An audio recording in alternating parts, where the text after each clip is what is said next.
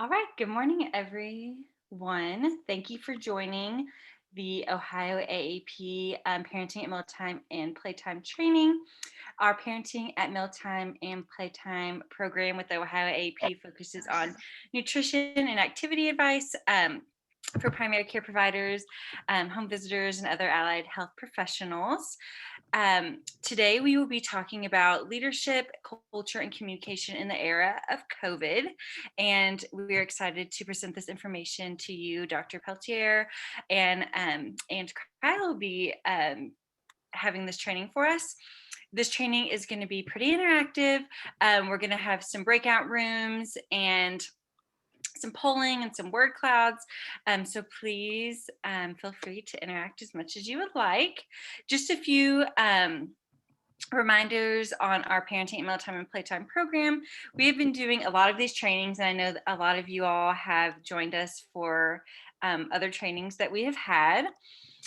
This is part of our practice management series, and we have two more of these. Or actually, we have one more of these and one more of the Well Child Support series. The next training is on March 4th on screening questionnaires, and the one after that is on March 8th on mental health, store it safe, and rising stress levels. We also have our Pmp Toolkit that we've launched that has a ton of nutrition, activity, and COVID-related resources, as well as our Pmp Journal Club, where you can earn MOC and CME credit for participating. This is what our online toolkit looks like, and it's module based. You can sign up for it using that link, and this is also the PDF version. And this is what our journal club looks like. So if you're interested in any of these, feel free to send me an email or follow those links to register. As far as our other Pmp resources, you can access this on our Ohio AAP website. It has handouts age-specific as well as topic-specific. And then you can also download our Pmp mobile app on the Apple Store or Google Play. It has tons of resources, COVID-related videos, everything that you need. And you can also use these with the families that you work with. They're able to download the app as well. A few Zoom tips, please make sure your lines are muted except when you are in the breakout rooms. You can ask questions in comments in the chat box. Please don't share your video unless you're in the breakout room and you would like to share it then. If you have trouble hearing or seeing the presentation, please let us know in the chat box and we will try to fix that. We also, before I introduce the presenters, want to thank ODH for their support and of the Parenting at Mealtime and Playtime program. We're very thankful for them. And at this time, I will let Dr. Chris Peltier and Kyle introduce themselves, and we will get started. Thanks, Alex. Hi, everybody. My name is Chris Peltier. I'm a general pediatrician in private practice in Cincinnati, Ohio, and I also have the honor to serve as the president-elect of the Ohio AAP. Ange? Good morning, everyone. I'm Angela Cryle. Those who know me well call me Ange, and I am the communications consultant for the Ohio chapter of the Academy of Pediatrics, and serve as the president and CEO of Cryle Communications, which is a communications firm based in a little town in southeastern Ohio called Sugar Grove. And these presenters have nothing to disclose, and no off-label products will be discussed. The objectives of this training are reflecting on your professional why and understanding its relevance, identifying signs and symptoms of compassion fatigue, and developing strategies you can employ the next time you interact with an upset parent to move from compassion fatigue to compassion satisfaction. Just a little bit of an introductory activity. We are going to do a few polling questions. So if you could answer the questions on the screen, what your role is, where your organization is located, and if you are a pediatric practice, nonprofit, school nurse, FQHC, etc.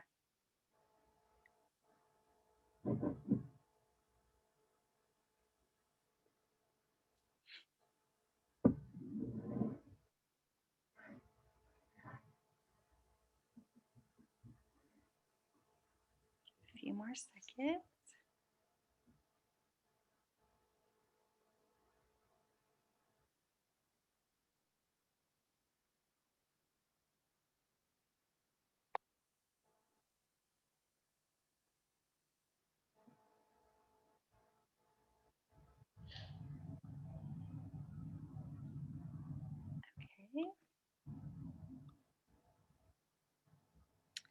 So it looks like we have some MDs, some nurses, office staff, and other.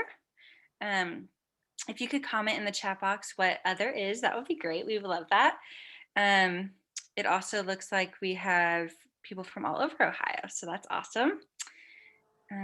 Located in schools, nonprofit organizations, government organizations, pediatric practices. That's great. So now we have one more activity. I'm going to pull up the word cloud.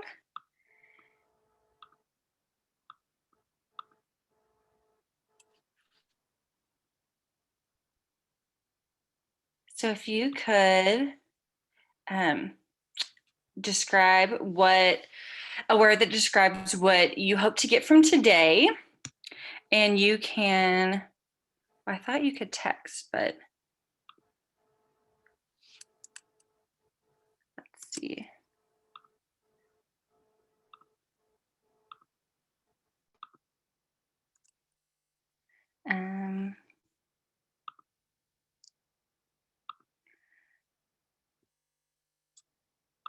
I think you will have to go to menti.com, so I'll present again, and use that code. It is 5620 771, and the words will start popping up.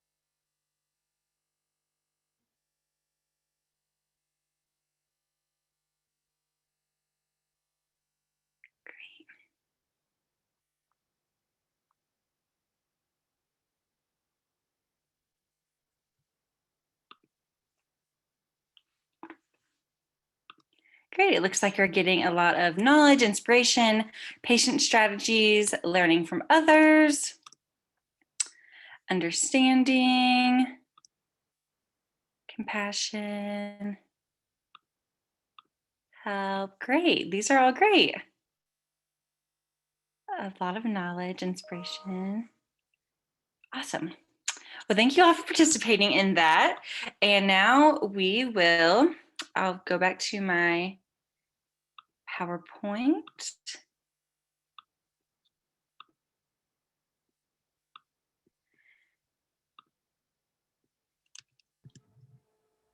And I will pass it over.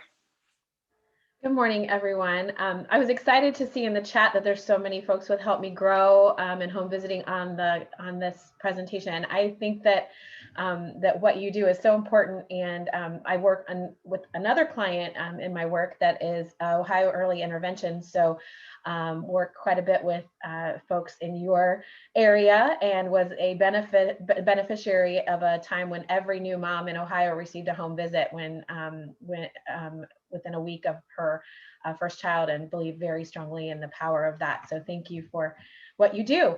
We're going to talk about a lot of things today that I hope that you will find very beneficial in the work that you do, as well as the pediatricians and practice managers that are on the phone or on the call. The thing I want to start with, some of you may have heard of the book Start With Why by Simon Sinek. It is kind of a Bible when it comes to good communication skills and learning why some companies and organizations are so effective at doing what they do and communicating with the public and convincing the public to buy their products or use their services, and why some companies are not. And the premise is that you start with the why. Why would someone care? Why would someone want to use your product? For example, Apple commercials rarely ever talk about the great technology and how high tech they are. They sell you on what's what the feeling is, the why that you want those products. You want to be free. You want to be able to use technology. You want reliable technology. And they sell you on that why. So that's what we're going to talk a little bit about right now. Your why is your most powerful tool when it comes to ensuring that you have a good culture, you have good communication skills, and that you're able to communicate with your patients and their families effectively, especially in very stressful times. Because I know that you all are caregivers, and so you take on the stress of the people around you, you take on the concerns of the people around you, and you want to address them. So keeping your why front and center at every moment of your job, especially when it gets stressful, is going to be helpful to you. So we're going to take a little time right now. If you haven't thought about that in a while, why did you go into this work in the first place? Why did you want to do what you do every day? It's not easy, right? It's hard. What you guys do every day is hard, but there's a reward, and there's something that fills your cup, and there's something that makes you want to go to work every day. So we're going to put you into some breakout rooms, and we want you to talk to each other about why you do what you do. And I want you to really think about it. Try to hone it down to one word or one phrase or one sentence about why you do what you do every day. And then we're going to come back and we'll talk a little bit more about why we're doing this why exercise. Great. So I'm going to go ahead and do that. I posted the questions into the chat box, and we will break out, and then we will come back.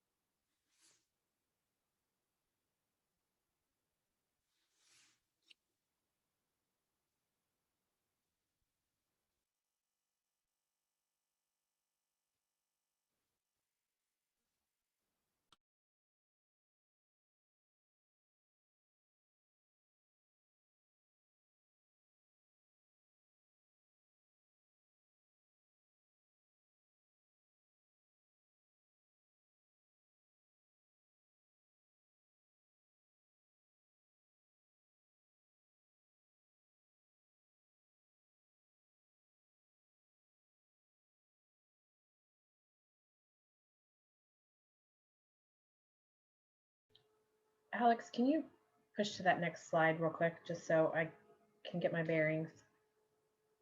Okay, thank you.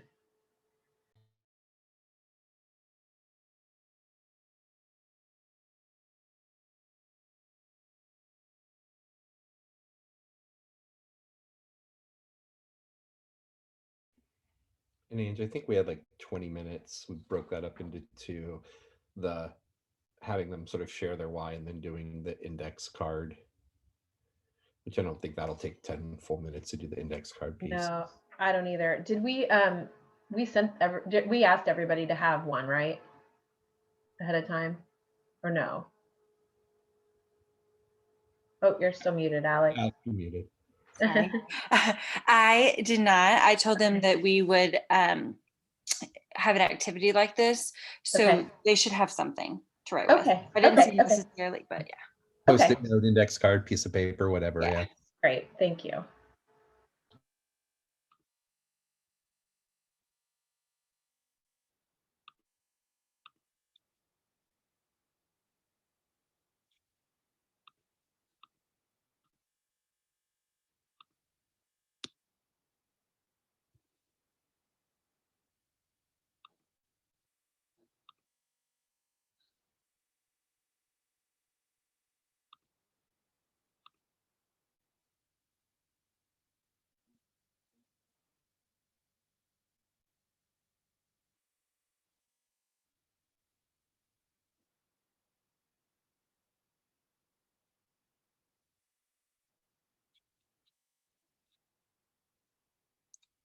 Okay, it looks like a lot of people are coming back or trying to come back, so I will go ahead and close them. Sounds good. For 60 seconds.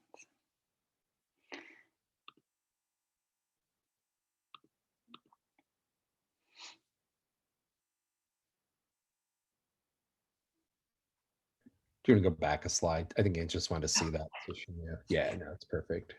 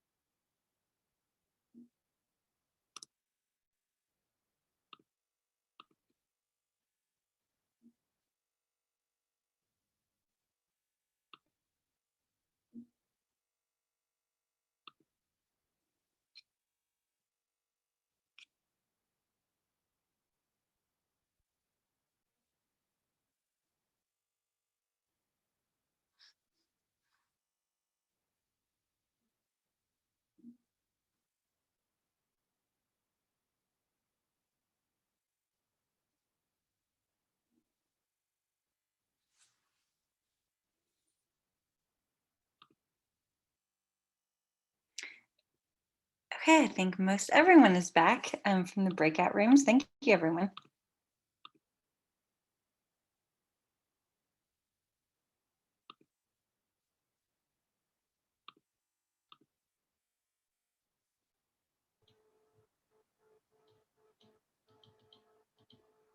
All right.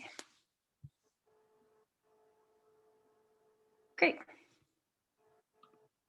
Okay, are we ready?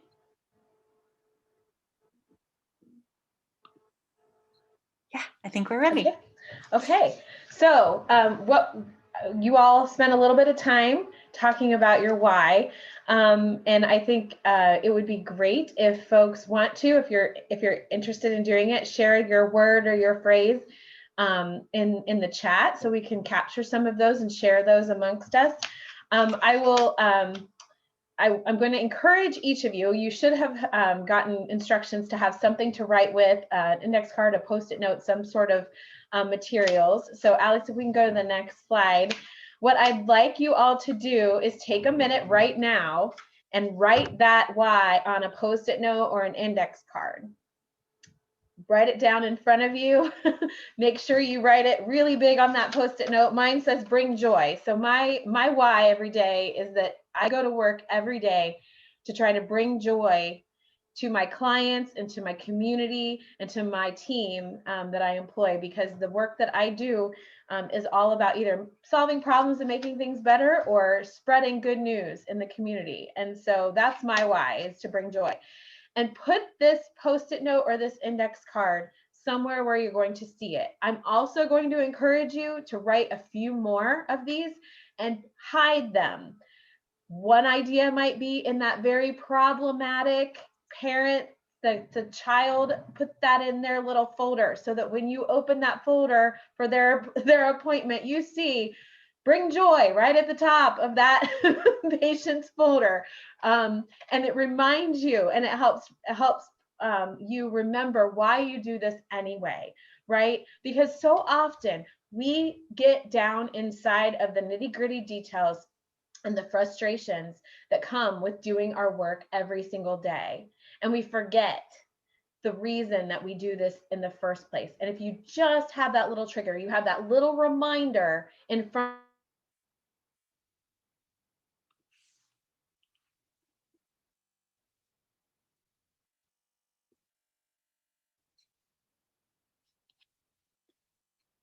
in that room, if you can remember the reason that you did it in the first place, you are going to be much better off, right? So I love seeing these and helping to prolong and help improve the lives of children, make a difference, children and families, be an advocate, empower and educate the families you serve. What wonderful words, positive, uplifting, upbeat words you all are using. So if you just take that little minute, maybe it's in the car, maybe you need it on your dashboard so that when you're going into work, you remember what it is. Maybe it's on your mirror in the bathroom. Maybe it's in the staff break room. Maybe it's on your laptop. But wherever you need to be reminded of that each day, put that note there and keep it there so that you can see it every day and remember your why. That is going to help you tremendously.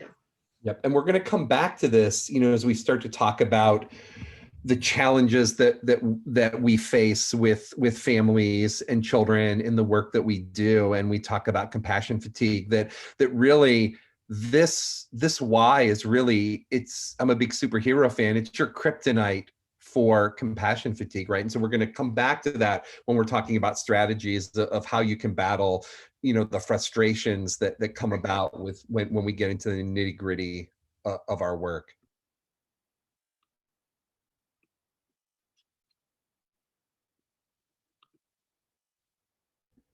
All right, we are going to show a video clip. And for those of you that have done workshops with me, I love to use video clips. I'm a big pop culture guy, and I love video clips because I think it's always nice to get outside of what we do and look at other examples. So I want to set this clip up and give it some context. So in case you haven't seen the movie, so this is from the first Meet the Fockers movie. And just to kind of set it up, Ben Stiller, who's in this clip, has a girlfriend. He wants to propose to her.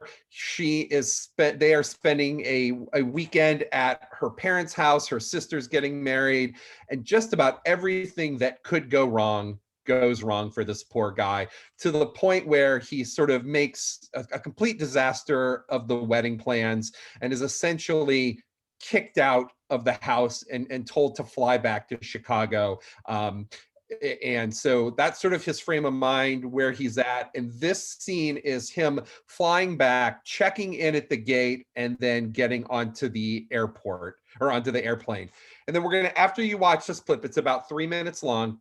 We're going to send you back into breakout rooms, and we have some discussion questions that we're going to have you sort of focus on. And then we'll come back together as a large group and sort of discuss that. And then that'll lead into sort of the meat of our topic. So Alex, fingers crossed, hopefully this works. Enjoy your flight today. Hello.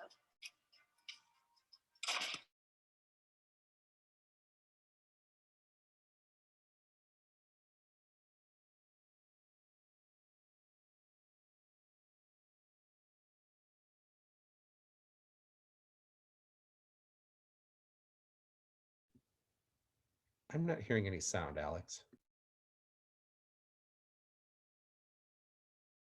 No sound? Okay, let me try one thing.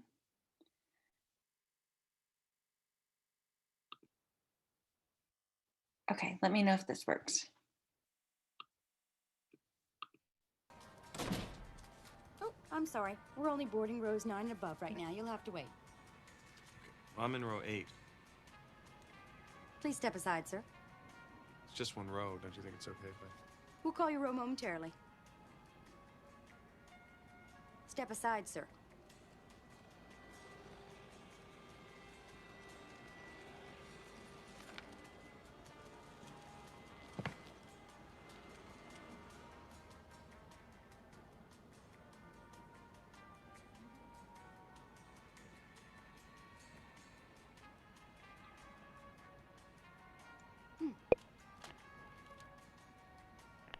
Thank you for waiting. We'd like to continue boarding the aircraft now. We're now boarding all rows, please. All remaining rows.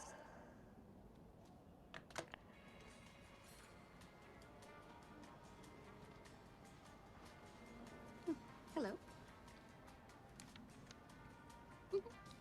Enjoy your flight. Excuse me. Okay, where's the fire, huh?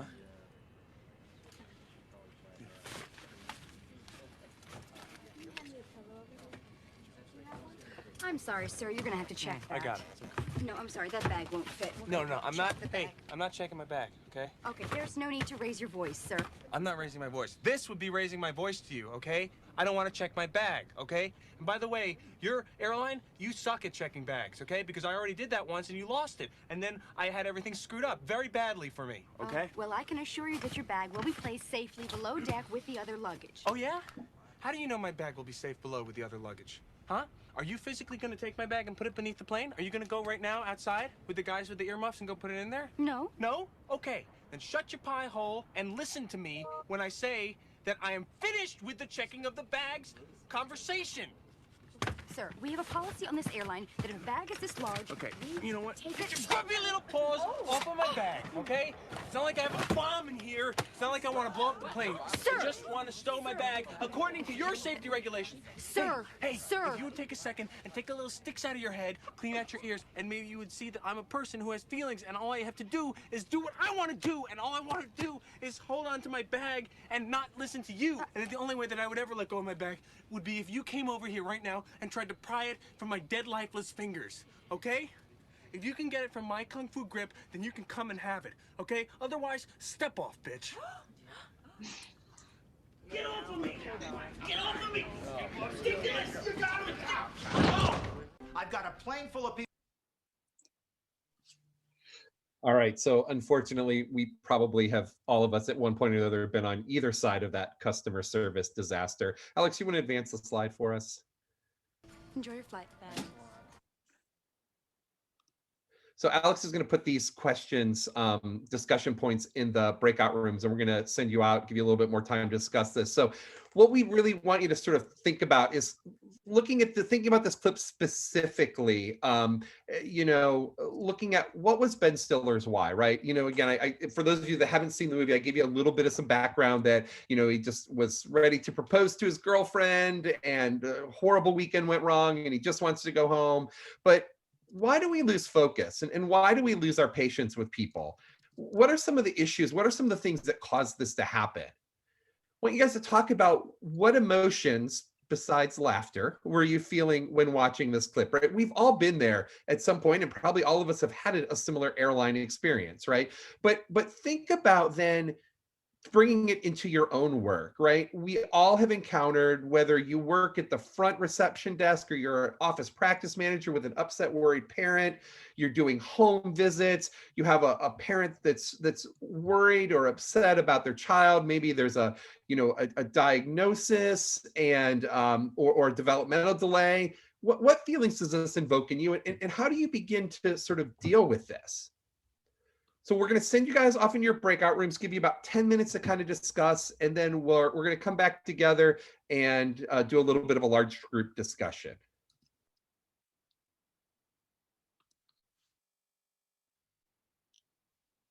Okay, here we go.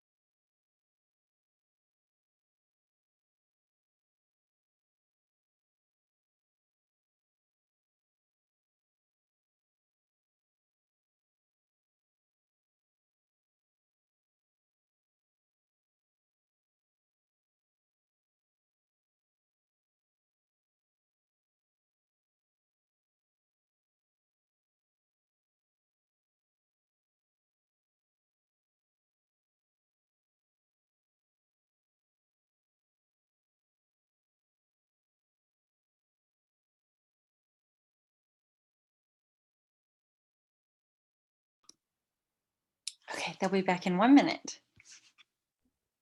Great. I'm going to try to have people raise their hand, and then I'll call in some people and see if we can get them to share. Yeah, that's great.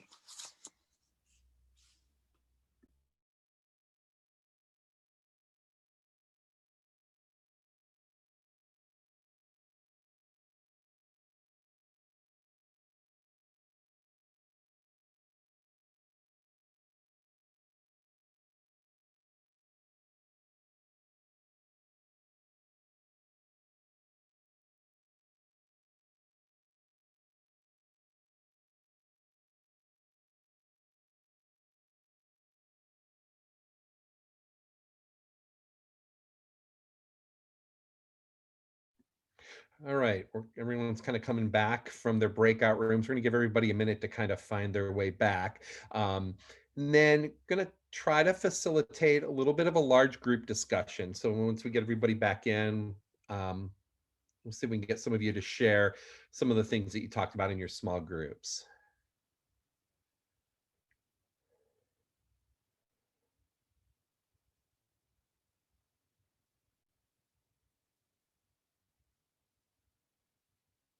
Just give it about another 20 seconds or so.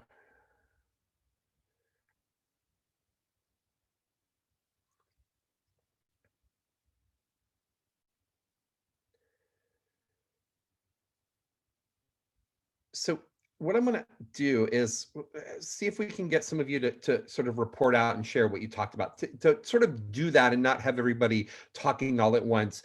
If it on your Zoom bar at the lower part of your screen, there's a reactions icon. It's a little smiley face with a plus. If you click on that and then you click on the raise hand, it will you'll raise your hand in the participants queue, and then I can unmute you and have you sort of talk. So would maybe a couple of you mind sort of just sharing some of your discussions on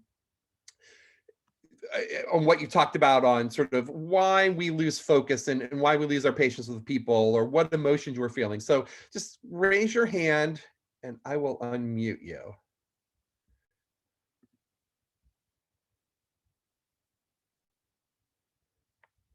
And Alex, there was a question about, are the breakout room discussions being recorded? I think so. I'm hoping so. Yes, I think so. I'll have to double check on that. Awesome. Do you want me to unmute someone? I don't see anybody raising. Oh, there we go. Here. Jody, yeah, if you want to. So Jody, if you want to unmute Jody Smoko Schneider. I think we lose focus and patience with people when we're feeling overwhelmed, when we're feeling frustrated, and when we lose the ability to put ourselves in their place. And I think that's hard. I told my group that I often find this happens more with my family, that I have more patience with my staff, with my peers, with families that I work with, and definitely our students, and they get what's left of me, which oftentimes isn't the best part of me. I agree. And I think we see that in our children too. I know oftentimes my kids, when we have parent teacher conferences, we'll hear how how lovely they are and how well behaved, and that they clean up after themselves. And then when they're at home, right, that safe zone, and they just you keep it together all day long. And I think we all do that, right? We're trying to keep it together through work. And then you're right, unfortunately, our family, which sometimes is our biggest support system, unfortunately, gets the brunt of that. Alex, can you unmute Matthew McCullough Green, and we'll have some more sharing. Thanks. Go ahead, Matthew. Hey, how's everybody doing? Good. Thanks for sharing. No worries. So we were chatting in my room, and I think the basis of it was that everyone we're working with has their own life. It wasn't so much about how we the frustrations we have, but how we deal with them is by not taking them personal. Each person we're dealing with has talked to a number of people before they talk to us. And sometimes people are not always honest with them. Sometimes they are not very caring. So by the time they get to us, they have been through the ringer. So in order for us not to take it personal, we have to understand that it's not personal. It's them, like you when you get home with your kids. It's being yourself. They've already gotten to that point to where they're going to tell you what they think and why. So not taking it personal. No, I think that's a great point. Thank you. Thank you for sharing that. You're welcome. Alex, can you unmute I.B. Hannon? I'm not sure. I know I butchered that, and I'm so sorry. Wanted to raise their hand, but wanted to raise their hand, but couldn't. So we'll unmute and I unmuted. There we go. go ahead, caller. You're up next. Okay, so I believe that a lot of times we lose focus and our patience with people because, like the previous person said, we're overwhelmed with our own stuff. And in order to help our patients, we have to set our stuff aside to offer them the best of us. So the why, I believe he was just overwhelmed. He was overwhelmed with everything that went wrong, and he could not verbally explain why he was feeling the way that he was feeling. So he acted out as, you know, children do. When they can't verbalize what they're feeling, they tend to act out. When I was watching the film, it just brought me back to the feeling of some of my parents where they've been, you know, lied to and or misunderstood what was told and was just feeling frustrated and just refused any help because they're thinking no one can help me no matter what they say. It won't help because I've been through this before with this person or with this company or with this doctor or with this nurse or with this therapist. And why would they be any different than all the others? Yep. So I think that, so when your patients are upset and worried about stuff, in order for them to receive what you're saying, first you got to get them to a calm space.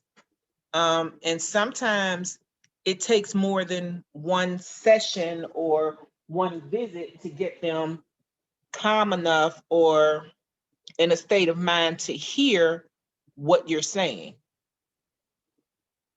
Completely agree. And I will go back to something you said earlier, you know, and it said that we have to sort of be in that space too. So I always do this thing, or at least I try to do it. I need to do it better some days, but you know, right before I knock on that door to go into that room or I put my hand on the doorknob, I always just take sort of a little breath in and breath out and refocus and remind myself that, yeah, this may be my 5th kid in a row that's coming in for cough and runny nose, but I need to be there for this family and this child. You know, they may have waited weeks for this appointment with me to discuss whatever a mental health issue or something that they're really struggling with, or an educational issue. And I think I need to remember that. And so I think it's really good that we have to sort of be in that space as well. I think we'll have time for one more sharing. And Risa, you had put some things in the comment. I'm going to have Alex unmute you. Do you mind kind of talking a little bit about what you guys talked about in your breakout rooms? Get some good comments in the chat box.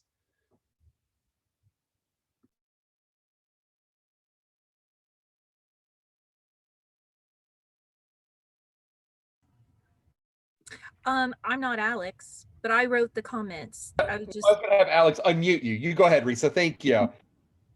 I just wanted to follow up with what happened in our chat, our different breakout room. Is we had several good comments, not a lot of conversation, just some, this is, we lose focus sometimes, and that we need to restart the conversation. And you can do that even when you're the person that feels a little bit more violated or otherwise not being seen correctly. And just let's just start over, because a lot of times there is fault on both sides. And then another thing that came out of the breakout room is just resist the urge to quote policy. And there's good reasons for policies. And if we can't state the reason for the policy, don't state the fact that it is a policy. But to try to go back to looking and predicting their needs. I think that was the biggest thing I pulled out of our group is predict the need that that person has. And once you start taking care of that need, then all of a sudden they can start putting you in a different frame of light. Thank you. No, thank you for sharing. That's great. And do you want to make any comments before we move on? I would like to say something if at all Please, go right possible. ahead. I think the biggest thing for us is that we need to remember to always, always, always have empathy for our clients. And sometimes we become so overwhelmed that sometimes we forget to have empathy. We just want to get what we need to get done and go. And that does not work well if you're trying to build a honest, true, transparent relationship to help our clients. We have to remember that it's just by the grace of God that we're not in their situation.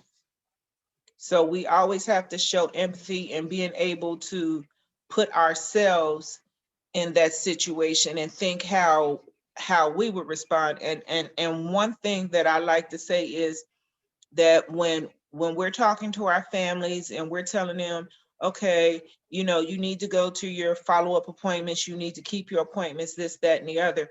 We don't know if their basic needs have been met. And if their basic needs haven't been met, the doctor is the last thing they're going to be thinking about. They're going to be thinking about where me and my children are going to sleep tonight, what me and my children are going to eat tonight, where am I going to be able to get myself clean and my children clean. And a doctor's appointment is not going to be on the top priority for them. So in order to get that where we want it to be, we have to make sure that their basic needs are met, and not just taking them a box of food or, you know, giving them a referral to get their gas and electric turned on or to housing, to make sure that we teach them how to find those things, maintain those things. And once we teach them that, then guess what happens? They teach their children, then their children teach their children. So now we've changed a whole generation of people just by showing that empathy and teaching them to become fishers, not just give them a fish so they eat for today, but if we teach them how to fish, they eat forever. That's all I wanted to say. No, I think you said it good. And do you have any last minute comments before we move on? No.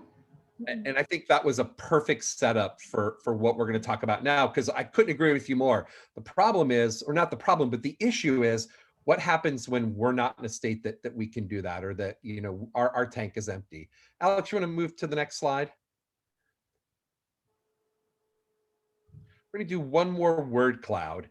I want you to think about, in one word or a short phrase, when you think of the word compassion, what word or phrase comes to mind?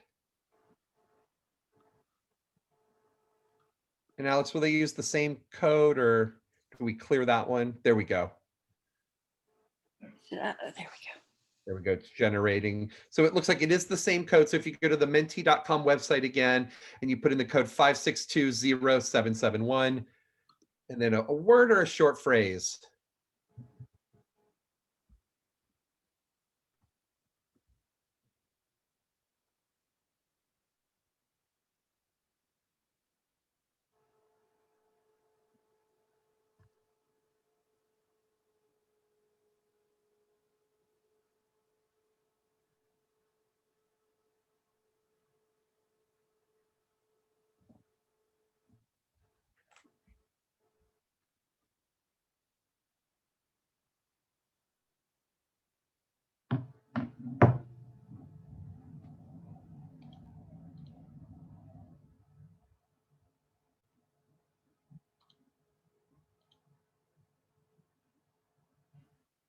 So you guys can all sort of read those. We'll leave this up for another minute or so and just let people add some things. But I think you all are doing a really good job. I love that love's in the center of that right now.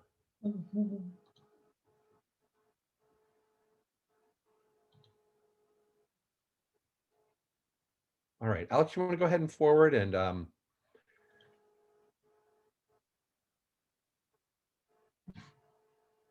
thank you all for sharing those. So this was a word cloud that I borrowed from the internet, and I think a lot of those thoughts come in that heart, that word cloud, heart in the center. These pictures really spoke to me. When I did a Google search for compassion, and these are some of the images that come up. And I think the words that you came up with and that are in this heart really get to the point of sort of what compassion is, and really what you were, some of those comments during our discussion were pointing towards. Next slide, Alex. So if we go back to the ultimate in definitions, Webster's dictionary, compassion is a noun that Webster's defines it as a sympathetic consciousness of others' distress together with the desire to alleviate it. So it's that recognizing someone's distress, but then also having that drive of, I want to help. I want to make things better. I love this quote from the Dalai Lama. It's the wish to see others free from suffering. And important enough that it's listed as the first principle of the American Medical Association Code of Ethics. And it says a physician, and I think physician is really a placeholder, right? I think this could be nurse, healthcare provider, home health provider, health worker. It's not just limited to physicians, but a healthcare provider shall be dedicated to providing competent medical care, but not only competent medical care, right? They specifically felt that they needed to include that word compassion and respect for human dignity and rights. And when you look at surveys on patient satisfaction, yes, it's important that as healthcare workers, we arrive at the right diagnosis and we provide the right care and resources. But really, equally, just as important for our families is compassion is rated as one of the greatest healthcare needs. Next slide, Alex.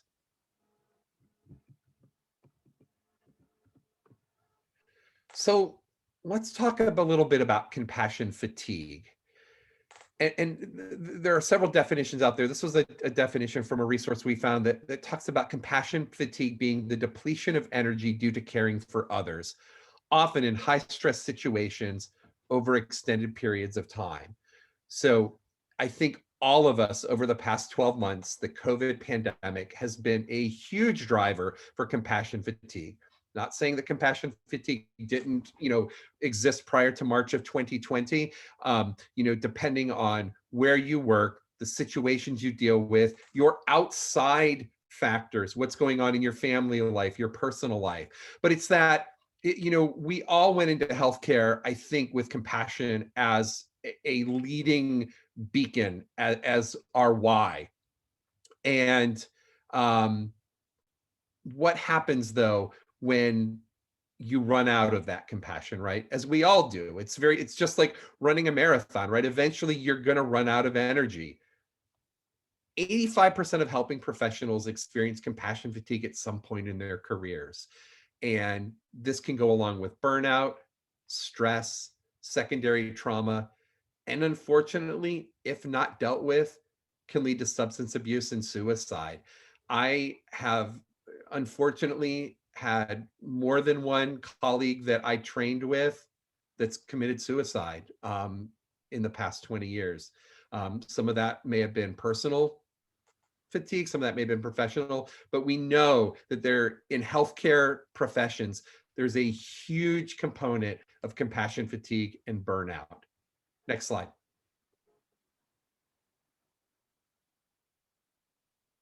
So again, for those of you that are more image driven, these are some pictures that I think really spoke to me, right? Looking at that heart and love and compassion, but what happens when that heart is too heavy for you to carry on your shoulders? Or you see that picture on the right there with a slice in the heart, or our compassion fatigue. Our compassion meter runs on empty, right? What do we do? How can we help get that gauge back to full? And then some things that we think about, right? Intellectually, right? We think about compassion as being our heart, but also, intellectually the brain, thinking about, oh my God, this is too much. I can't help this, or boy, I could write a book, or they didn't teach me how to do that in nursing school or medical school, or I can, we always want to make people better. I can fix this. I can fix it. So all of these things that start in our brain eventually trickle down to sort of the heart and really cause that compassion fatigue and just that almost heartache, I think. Next slide.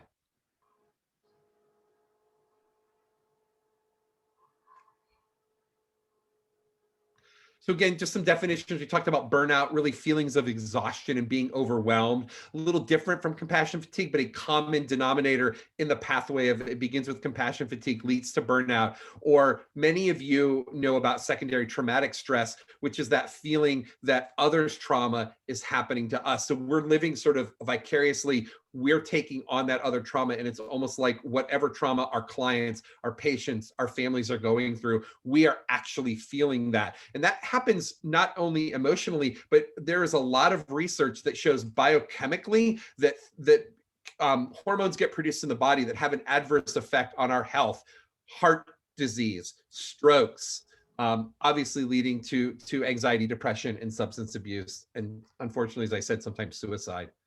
Next slide, Alex. We could have done this as a word cloud too, right? Tell me some of the things that when you felt like you're at your compassion fatigue meters on empty, what sorts of things do you feel, right? So, I'm sure all of us at some time have had one of these, if not several of them. We no longer enjoy why we do, right? We've lost our why. Our why no longer charges us, right? It's not as important to us, and it doesn't overcome the fatigue that we're feeling. We talked about depression, apathy, sadness, anxiety, irritability. Somebody had mentioned that they keep it together at work, but unfortunately, when they come home, their family gets the brunt of their irritability when they get home. Obviously, loss of sleep, exhaustion, leading to, I just can't take it anymore. I'm either exhausted or I no longer want to go to work. That turning into sort of cold steel, losing the ability to feel empathy, which really goes, I think one of in that our discussion, our last comment from one of the participants about how empathy really is the key to everything, and how horrible it is when we can no longer feel that. We talked about anxiety and fear, difficulty separating work from home, and bringing your problems. Like I said, that's why no matter what's going on in my day outside of work, when I put my hand on that door, I try to exhale, block everything else out so that I can focus all of my energy and empathy on the family that's in front of me. Bottling up those emotions, anger towards patients, right? Where we start to lash out at the patients that we are charged with taking care of. And then ultimately, this, as all, depression, anxiety can lead to physical ailments and sickness, right? Headaches, stomach aches, leading to substance abuse. So all of these things that affect our physical health. Next slide.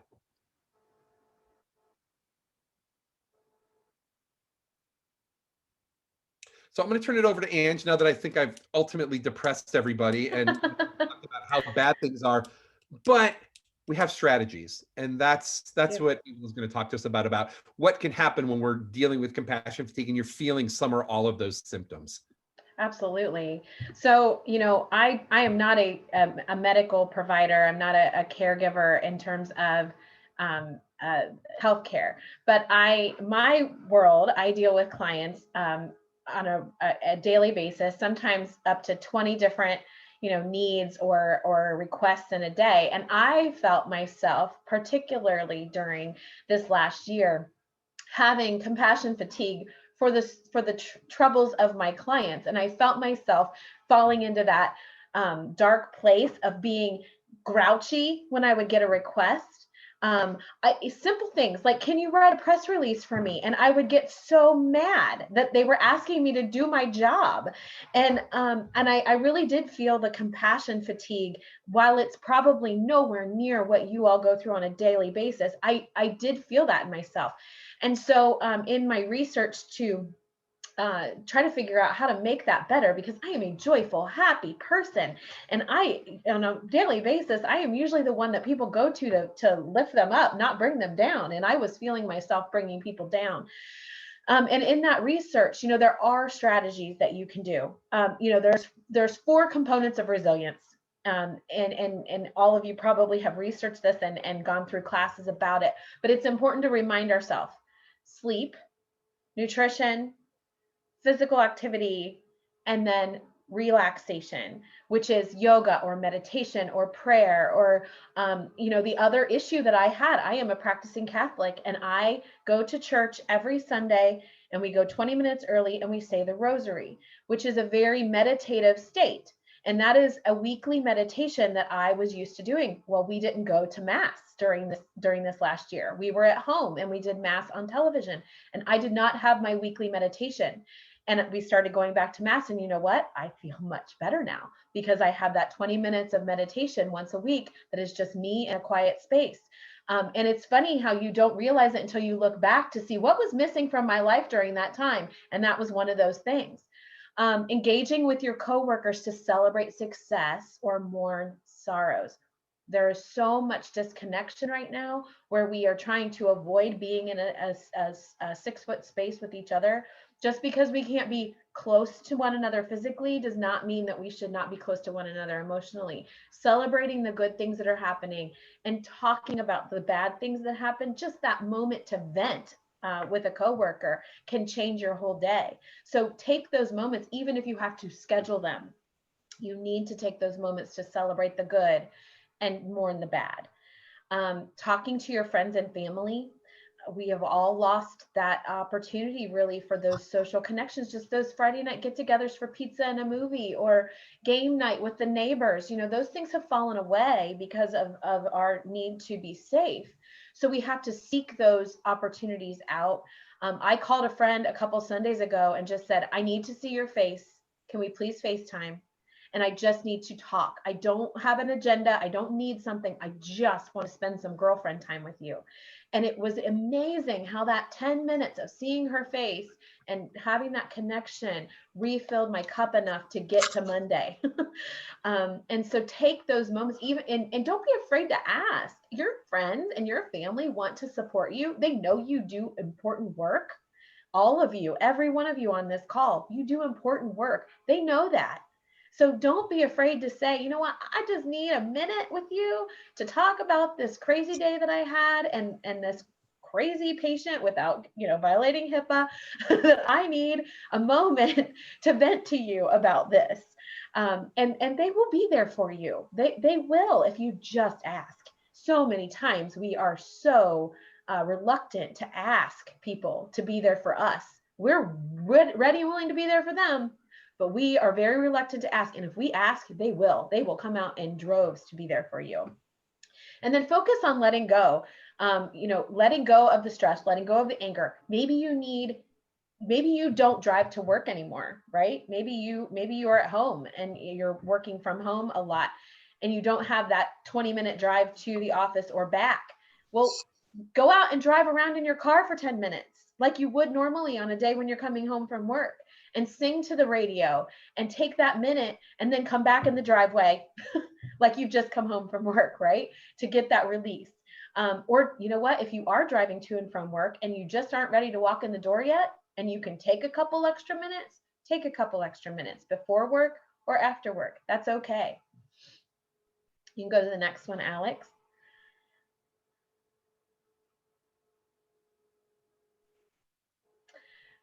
There are a couple of things that you can do to take breaks, some small, some big.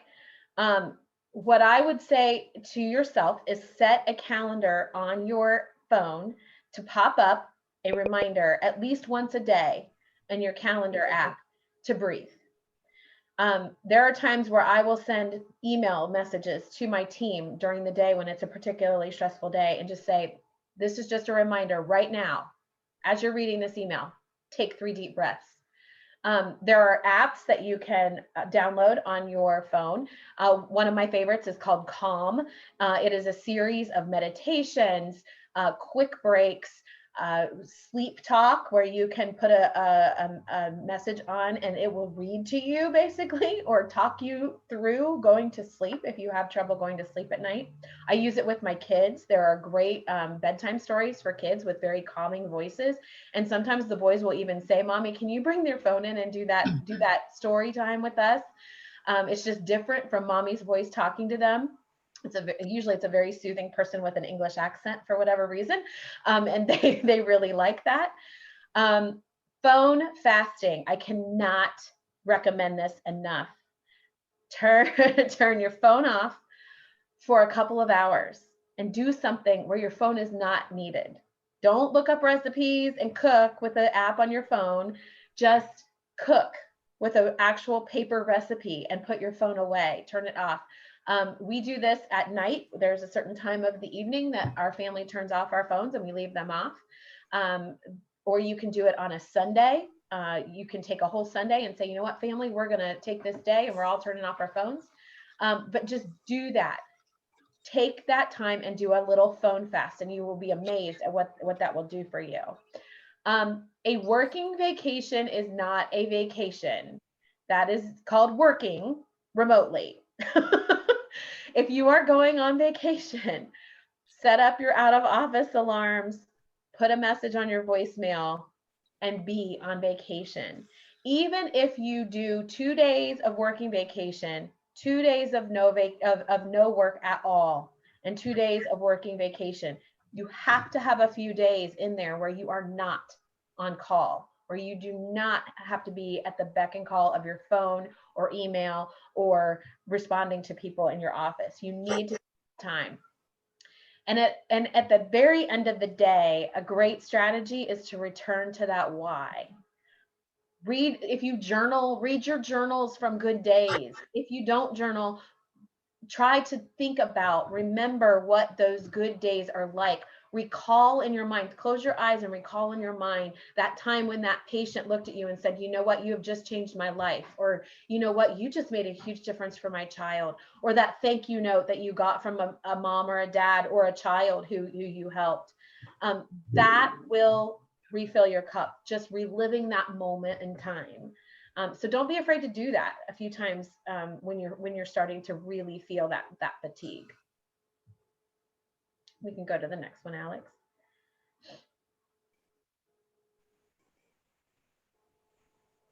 Okay, here is one that I use an awful lot, and especially with in the community. I do a lot of volunteer work, and there are times where there's other volunteers who can be a little challenging. Assume good intentions on their part. Most people are doing things with good intentions. The outcome may not be great, but they are coming at things from a place of good intention. They are trying to do good things. Why are they acting the way they are is a great question to ask yourself. What are they doing? Why are they coming at this way? Back to the Ben Stiller example, if that woman would have just taken a minute to think about what his perspective was, maybe there wouldn't have been the confrontation that there was. And if he would have taken a minute to understand where she was coming from, trying to do her job and maintain a kind demeanor, maybe there wouldn't have been that confrontation. So when that parent is asking you for why their child continues to throw up, when you have prescribed them the asthma inhaler and they just haven't used it, this is speaking from a mom with experience in this area, and she's asking, why is my child having gastrointestinal issues when he has asthma? I don't understand. That doesn't make sense to me. For the third time, at the third appointment in a row, remember that she is just really worried about the fact that her son keeps throwing up, right? She is not questioning your authority as a doctor. She trusts you, which is why she's asking you that question. So go back to, what is her intention? What is that person's intention? And then practice gratitude. I cannot say this enough. Practice gratitude. There is actually evidence that when you practice gratitude on a regular basis and you intentionally find things to be grateful for, it changes the chemicals in your brain. Send a thank you note to someone, a handwritten thank you note. Send a quick text to somebody. Write down 2 or 3 things that you're happy about from that day and that you're thankful for. Sometimes it's things that we in the initial moment were not happy about. And at the end of the day, we come back and we're like, oh, wow, you know what? It was good that happened. I never thought in the moment that it was, but at the end of the day, it was. Say thank you verbally to somebody. Call somebody up. Proactively pick up your phone and call someone and just say, hey, I'm just calling to say thanks. Thanks for your friendship, or thanks for listening to me yesterday when I was frustrated, or thanks for giving me the recommendation of that article because it was super helpful to me. The very act of saying or writing or expressing your gratitude will in fact elicit really good feelings from inside of you, and you will then thereby refill your cup. I have a gratitude journal that I use at night that I sit down and I write down 2 or 3 things that I'm happy for. It has little prompts in it. You can get them on Amazon. If you're not a physical writer, you can also get a gratitude journal on your phone that'll prompt you at the end of every day to name 3 things you were grateful for. And again, it's just a reset. It's a great way to refill your cup and refill those positive feelings in your day. Hey, Ange, can I make a couple comments before we move on?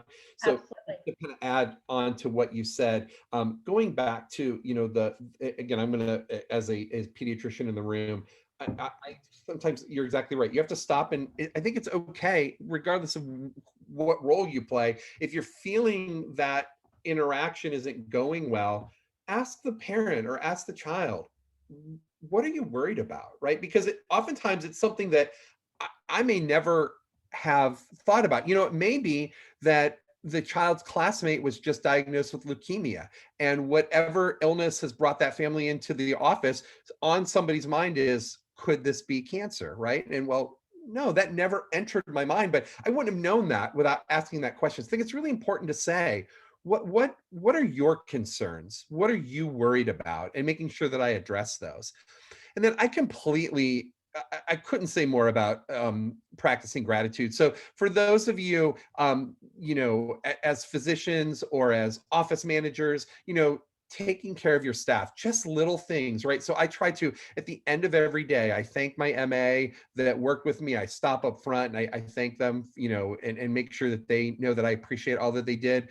But then I also think preemptively, right? A couple of times a day, walking up to the front office and going, hey, how are things going today? Are you guys doing okay? Do you need anything? Are you hearing anything consistently on the phones or something? And I think preemptively, that's going to help really things from snowballing and getting to the point where they may develop some compassion fatigue that day. Great points. Great points. We had some good ones too in the chat. Some good recommendations. Drinking lots of water can help too. And when you take those breaths, maybe drink some water while you do it. Dehydration is a source of grouchiness. Ask any mother in the world. She will tell you when their kids get grumpy, sometimes they just need some water. So we do that too. We need to make sure we're hydrating as well.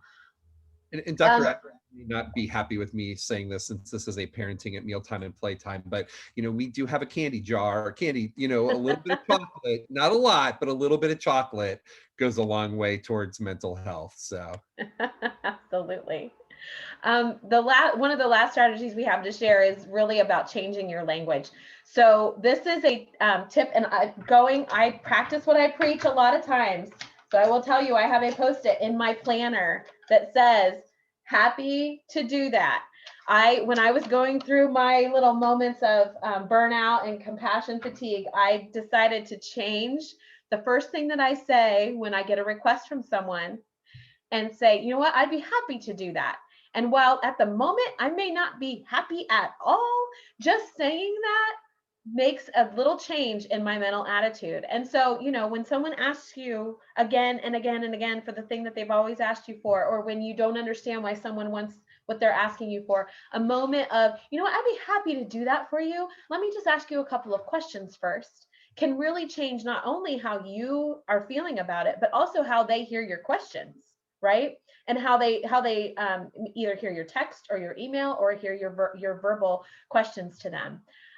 One of the great customer service mentality phrases that people are taught to use in regular customer service classes is, it would be my pleasure. That is such a nice way to say, yep, I'll do it for you. I'll take care of it. No problem. But it would be my pleasure is just a sentence that is taught over and over again. If you go to any Disney resort, you will hear, "It would be my pleasure. I'll be happy to do that," over and over again, because they are taught that that is good customer service. And so often we forget that as caregivers, we are actually providing customer service. Our patients are our customers, and they have a choice in a lot of cases of whether to come to your practice or go somewhere else to get care. So just remember that they are your customers as well as your patients. And so you need to treat them with a little bit of a customer service mentality. And it's a trick too, because by them being treated well by you, they will then in turn, many times, not every time, but many times, treat you with that same respect. You start to get that parent or patient or family who are frustrated. It's great to acknowledge that you understand that they're frustrated. You understand that they're having struggles, that this is frustrating for them, that it's scary for them. And just saying the words, "I understand that you're scared. I understand that you're frustrated. And I know that you're just trying to help. I want to help too," right? And so here's why I need to have this answer, or here's why I need to get this information, or here's why I need to ask this question, or here's why I can't do exactly what you're asking me to do right now. And taking that helpful demeanor, that helpful language will change, hopefully, their attitude, and it'll help adjust yours too. And the other thing, and this is it might be a little passive aggressive, but sometimes it can be helpful. When they give you a negative comment or they are complaining, thank them for their feedback. You would have no way of knowing that they were upset or frustrated if they didn't take the time to share that with you. So genuinely thank them for their feedback. And if you just use the words "thank you for your feedback," it has a way of calming the situation down. Now, you have to be genuine about it. You can't use sarcasm in that comment. You can change it with the tone of your voice, right? "Oh, thanks for your feedback," or "thank you for your feedback." There's a big difference. So make sure you're also adopting that helpful demeanor and that helpful tone in your voice when you use these phrases. And I think in addition, and I completely agree, Ange, it's in addition to saying, "I understand why you're frustrated, thank you for the feedback," but I think doing a talk back, right? Sometimes people, honestly, they just want to be heard, or they want to know that you heard them. So just, rephrasing what, I hear that you are very upset that we can't see you for another week, right? So that they know that they're being heard, because I think a lot of times that will de-escalate the situation right there. I think parents eventually and families come to the realization that sometimes there's nothing you can do maybe to fix that situation, but just letting them know that you've heard them and you've heard them accurately, that gives a lot of power, I think.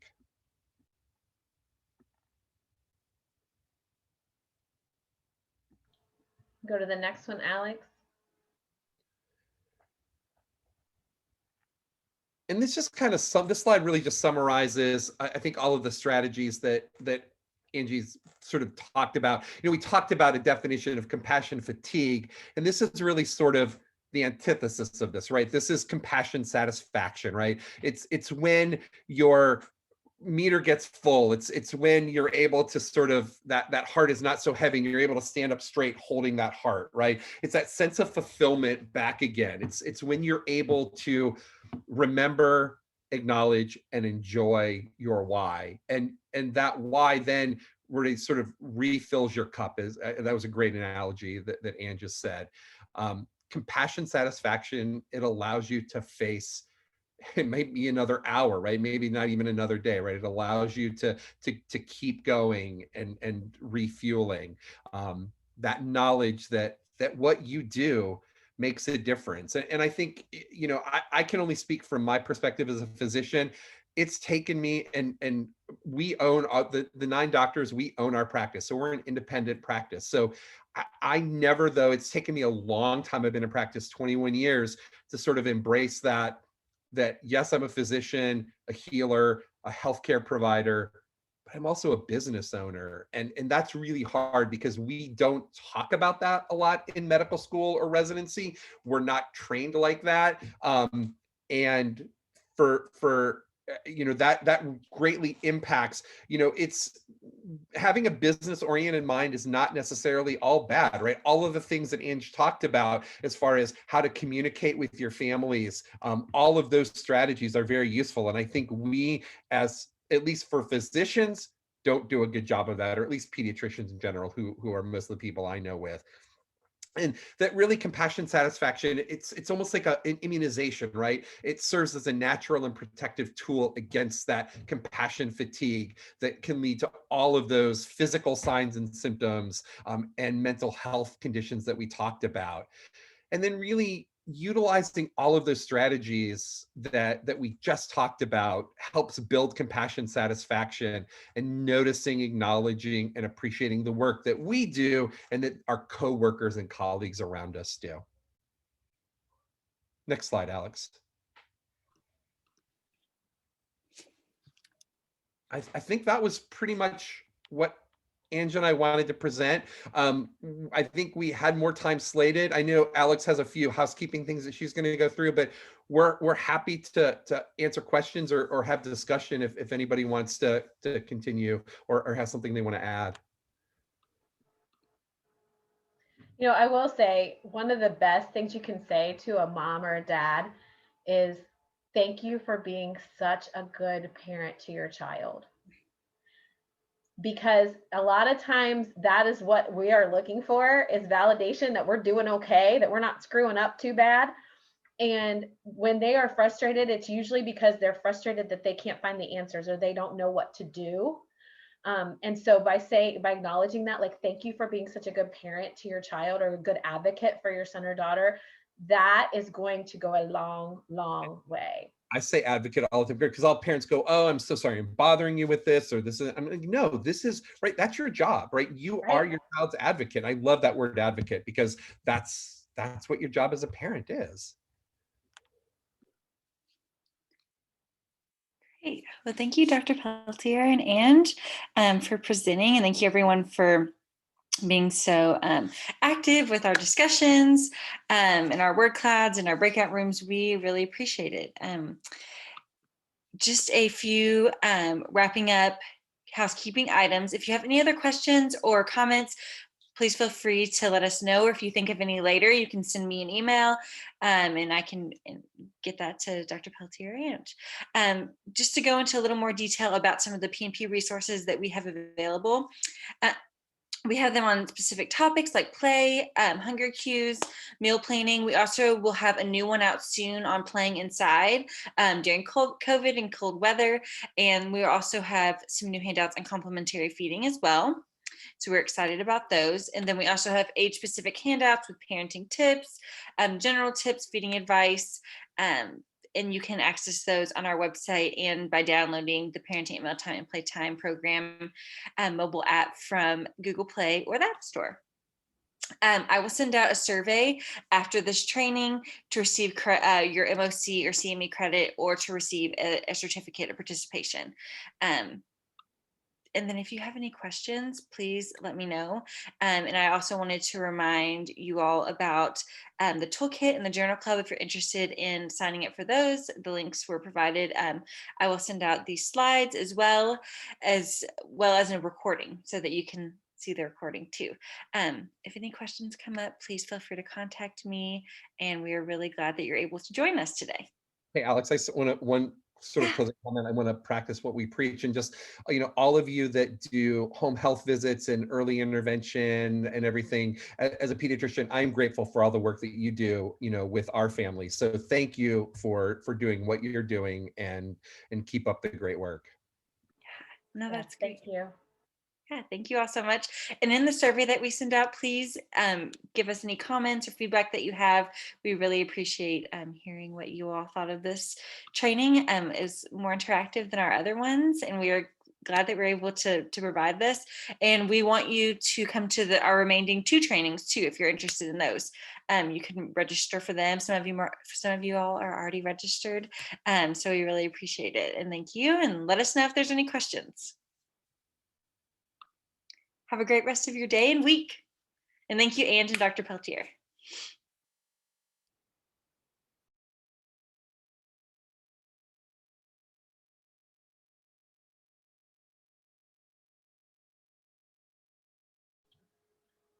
Alex, are you good? Do you need anything more from me? No, I'm good. Thank you so much. I'll Okay. send a follow-up email, Okay. but I really appreciate it. Thank you. Yeah, no, this was fun. Thank you for letting me be part of it. We'll talk to Yeah, you soon. thank you. Okay. Bye-bye. Bye.